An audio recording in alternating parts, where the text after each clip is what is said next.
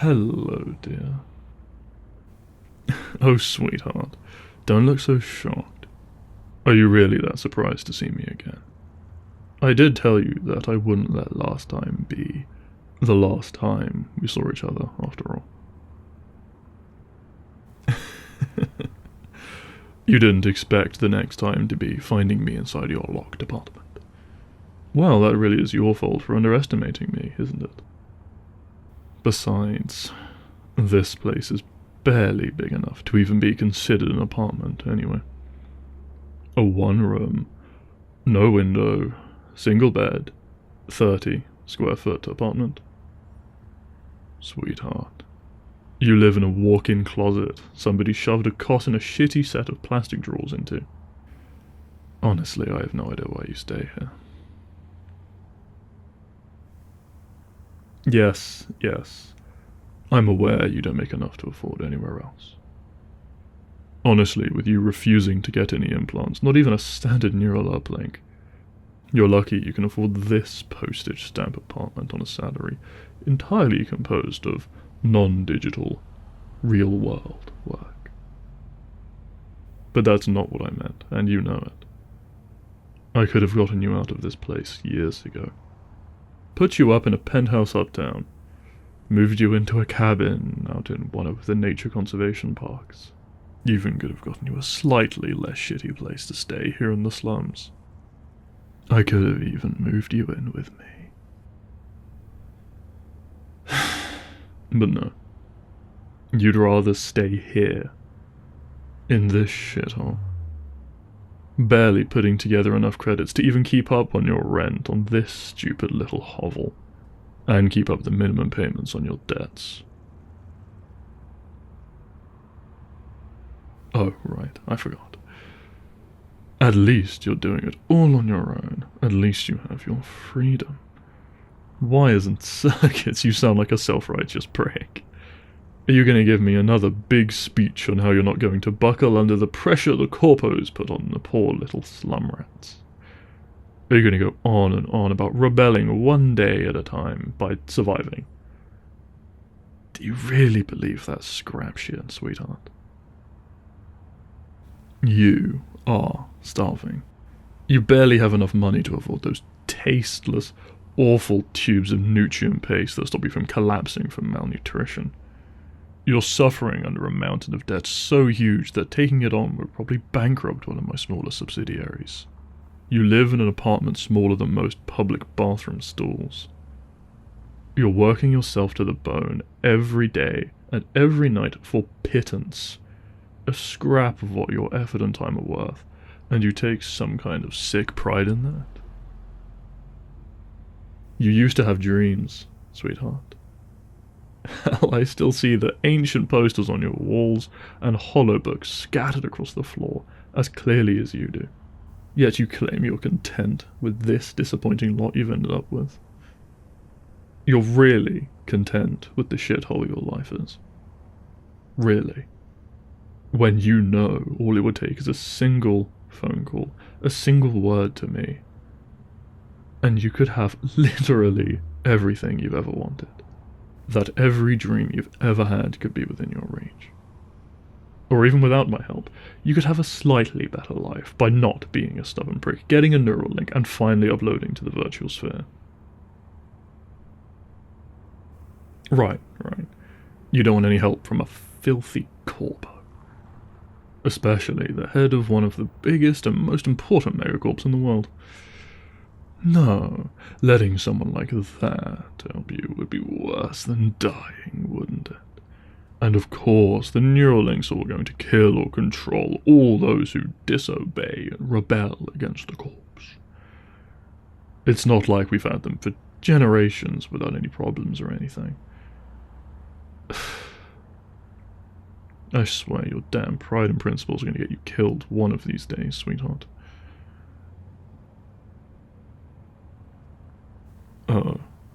No. This isn't a threat, honey. You'll know when I'm threatening you.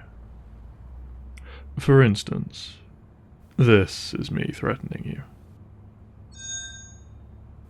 you. Sounds like you got mail, sweetheart. Maybe you should check that wrist computer. See what someone sent you. It might be important.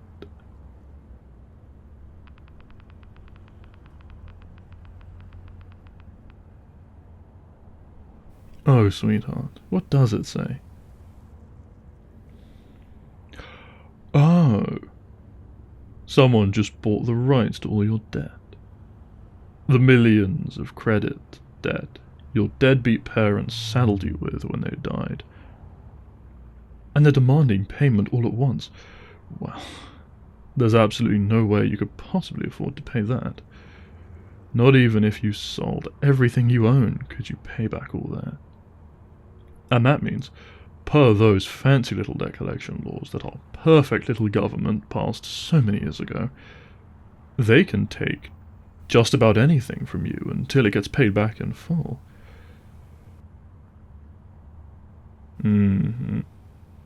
Anything. You wouldn't know, because you've avoided the digital sphere up till now. But debt slaves mining data, processing information, or working as entertainment to pay off their debts is not uncommon. They're generally stuck in a locked cell smaller than this apartment, permanently jacked into the virtual sphere until their debts are paid off. Or, more likely, they die, considering the average debt of the people who end up as debt slaves.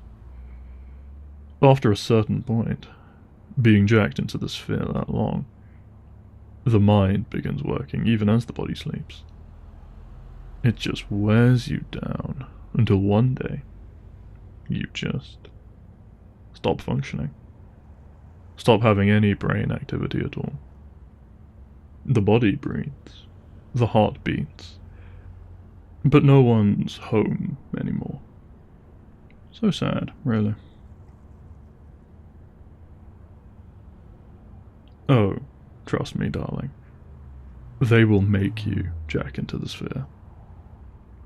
You've always been right about one thing, dear. Megacorps and the people who run them are greedy, selfish bastards. I never denied that fact about me or my brethren. This company could easily force you to get the neural implant, add the trumped cost to your debt, and then jack your mind into the virtual sphere against your will. They wouldn't even bat an eye, I imagine.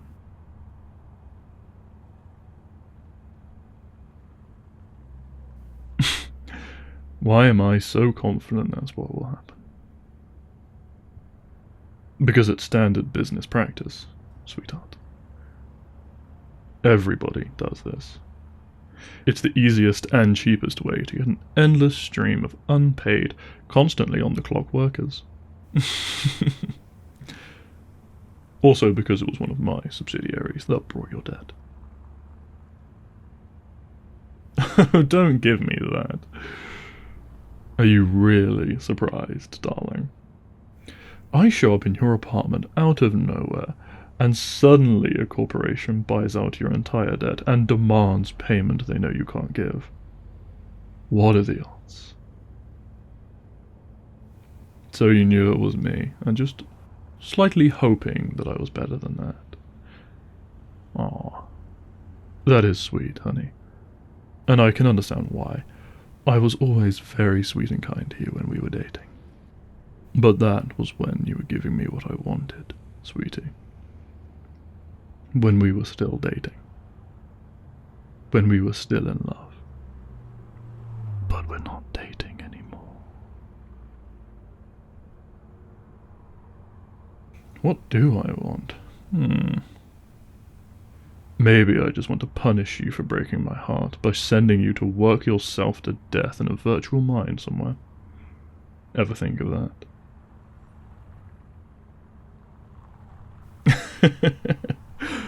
You're right, not my style. See, you still know me so well. But no, that isn't what I'm going to do here. For you, I'm willing to be lenient about how I collect what you owe me. Very, very Very lenient. I'll forgive your debt, all of it, every last credit, so long as you do 2 very easy, very small tasks for me. I'm so glad you asked. First, I want what you offered me the day before you dumped me. I said yes. I accepted it. I wanted it, and you had the audacity to withhold it from me. I want it, and you will give it to me. And second, well, for my second condition, all you need to do is sign a little document, just a small little contract. We'll get to that in a second, though, sweetie. For now, I want you to go get what you owe me. I know it should still be in that beaten-up old plastic set of drawers by your bed. Now. Good, good. Its box is just as humble, but also just as beautiful as I remember. Soft faux black velvet and brass hinges. Open it, sweetheart. Let me see my prize.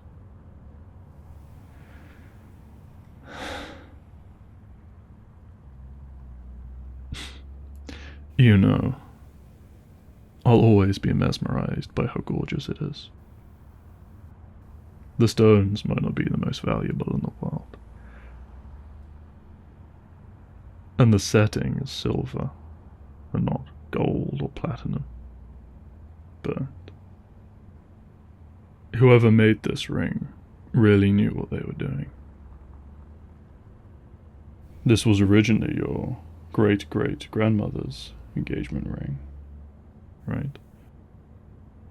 And then your great-grandmother's.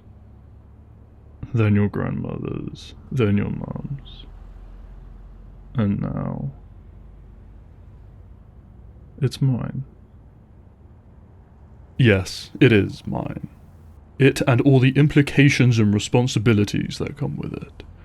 Unless you want to go to the data mine and work until your pretty little mind gives out from the strain.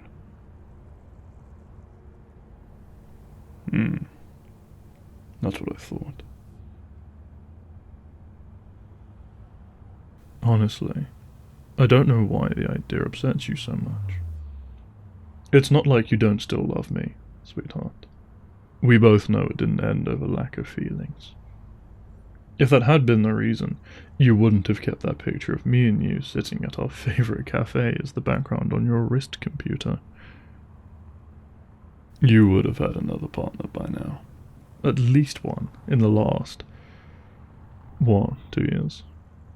But you still keep that picture as your background, and you haven't even tried to find anybody after me. Actually, I take that back. I know exactly what about the idea upsets you. I just don't understand why your stupid reason would upset anyone as much as it does you. I remember it like it was yesterday. I had just come home to visit you, as I tried to do twice a week back then, still disguised as just another slum rat. I remember how nervous and excited you looked when you told me you had an important question to ask me, and how surprised I was when you got down on one knee. I had honestly never expected you to propose, but then again, I never thought I'd fall for someone from the slums on those days I enjoyed walking around incognito, either.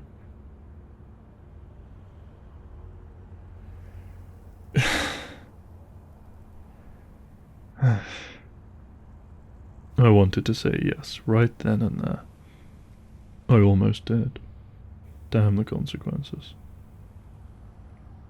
But I loved you. I really, truly loved you. Still do. And I didn't want to start our forever together with any lies between us. Because, up to that point, You still didn't know who I was. You thought I was a poor boy from the slums, same as you. Just barely scraping by. And I'd done a damn good job of hiding the truth from you. I remember I even got a minimum wage job just so you'd have a place to run into me at work to sell the disguise.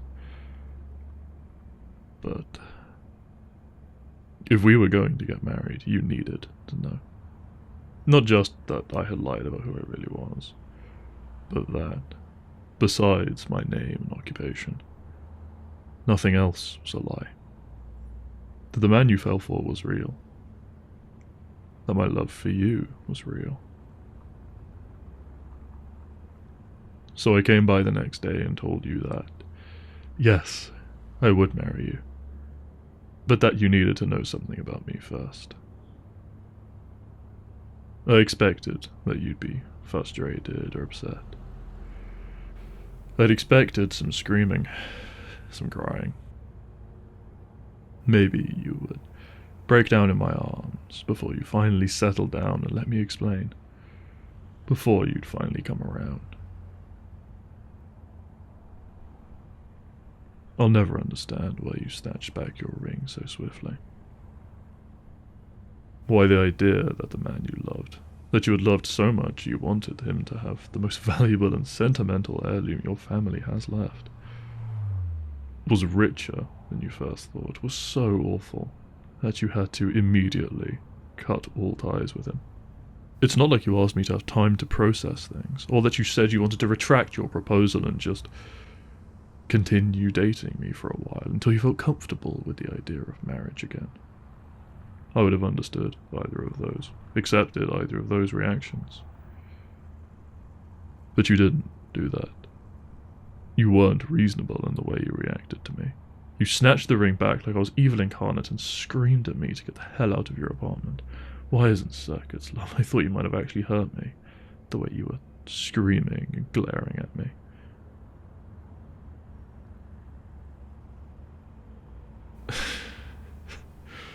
So out of everything I've said, every blatant and thinly veiled accusation I've thrown at you, I've finally found something to make you protest. Tell me, sweetie, what did I get wrong there? Oh. You wouldn't have hurt me, no matter how angry I made you.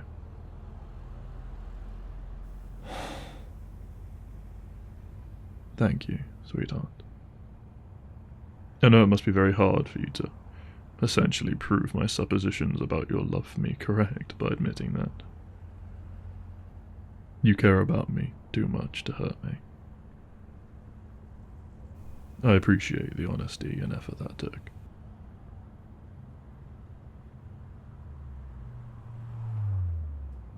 Yeah, I really did mean I wanted you to give me the ring and everything that comes with it. When I said I wanted what you offered me that day, I wasn't just talking about a ring. You offered me a lifetime with you, and I said yes. The fact you then kept yourself from me for 2 years is vexing, to say the least. But I'm generously willing to forgive all of that, so long as you keep your word now. So long as you marry me, I'll let it all be water under the bridge. Mostly. Though, you'll likely be paying for that little stunt in our bed for a long, long time, sweetheart.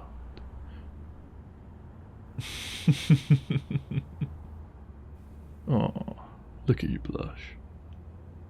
And you tried to pretend that you weren't pining for me so hard your whole chest hurt with the strain of my absence for these last 2 years. But you were, weren't you? Your stupid pride made you hate yourself for it. But you've been feeling empty inside since you kicked me out, haven't you? Like someone opened a hole in your chest and you were just walking around hollow and aching.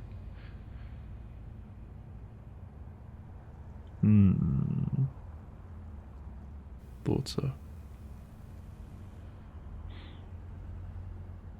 I don't even care if you look so grudging and ashamed when you admit it, love. So long as you do.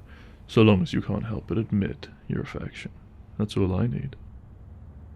We can fix everything else in time. So long as you don't deny your feelings for me, I'm content to have patience with you on a great many things. Not everything, though, sweetheart. We have put off the second part of paying your debts to me for long enough. There. I just sent you the document. Sign it, and your debts are forgiven. And then we can get out of this shithole and get you moved into my penthouse suite. Well, yes, I suppose you can read it first if you must. I don't see why it matters. You don't exactly have anything you can use to negotiate the terms. So unless you want to enter my care as an indentured servant, you really don't have any option other than to sign it. You want to know what you're getting into. Fair enough, I suppose. But be quick about it, will you?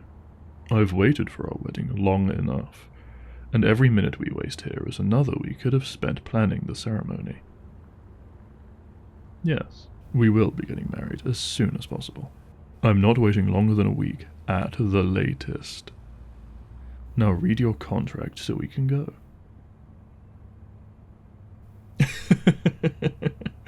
You bet your cute birthday clause is necessary. I picked out every single aspect of this to counter or account for every problem you are going to have adjusting to this. To our marriage and everything that's going to be changing in your life. It is not just written to punish you if you act like a brat, or restrict you from putting us in another situation like the one you caused 2 years ago. It is also designed to help you adjust to these changes, and to help you be the happiest you can be. Go ahead, I can see in your eyes you have questions about some of these. Ask away.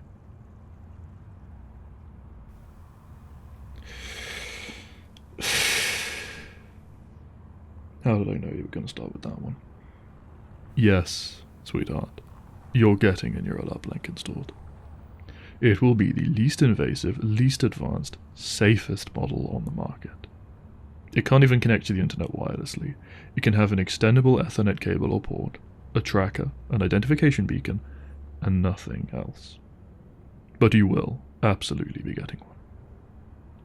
Mainly because it's the easiest and most reliable way to track and identify you. I love you, sweetheart, but I don't trust you not to try and run away again. At least at first, before you've settled in and realized what's best for you. The Ethernet cable. If you have the hardware, you might as well be playing the games that I know you've been wanting to try, but have been too scared to get the neural uplink for. Plus, there are some kinds of fun we can only have in the sphere, sweetheart.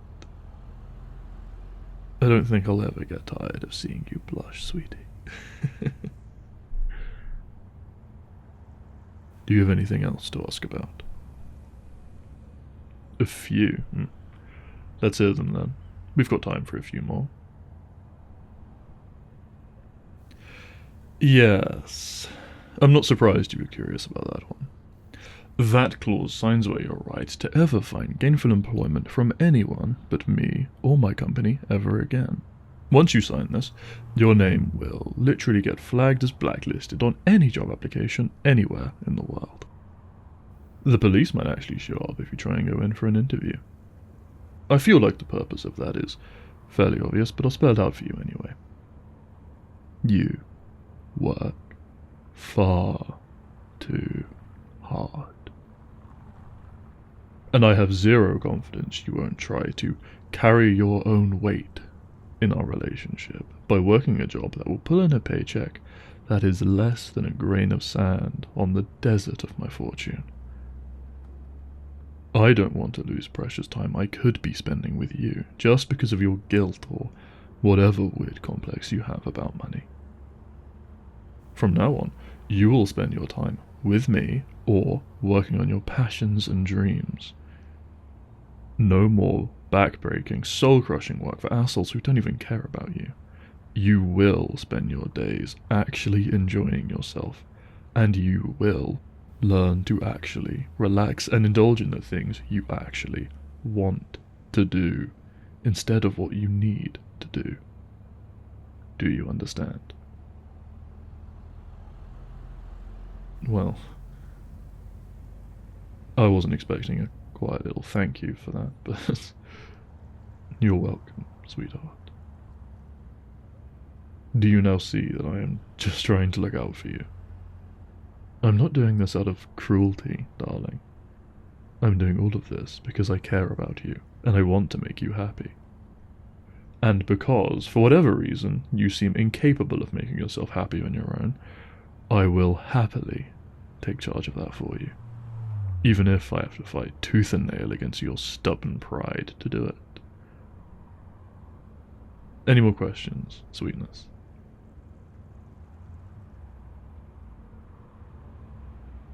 Oh, that is a very good one, yes. It's pretty much all there in black and white for that clause, sweetheart. Very cut and dry. Within the first 5 years of our marriage, I want to have at least 2 kids. I'd love more, of course. But 2 will do. For the first 5 years, at least. Is that going to be a problem for you, sweetheart? You always talked about wanting a family, wanting kids. Has that changed? No. Then, are you nervous about actually making at least 2 children with me, sweetheart?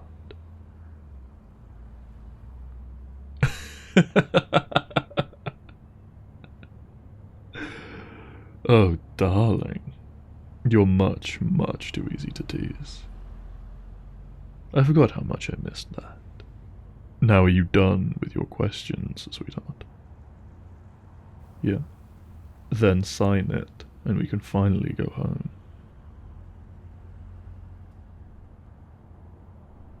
There you go, sweetie. Finally. You're all mine. Just as you should have been 2 years ago. Come here.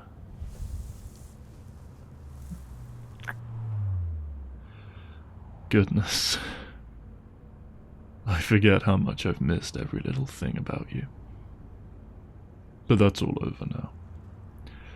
I'll never have to miss you again. Now come along, we're getting out of this shithole apartment, and we aren't ever coming back.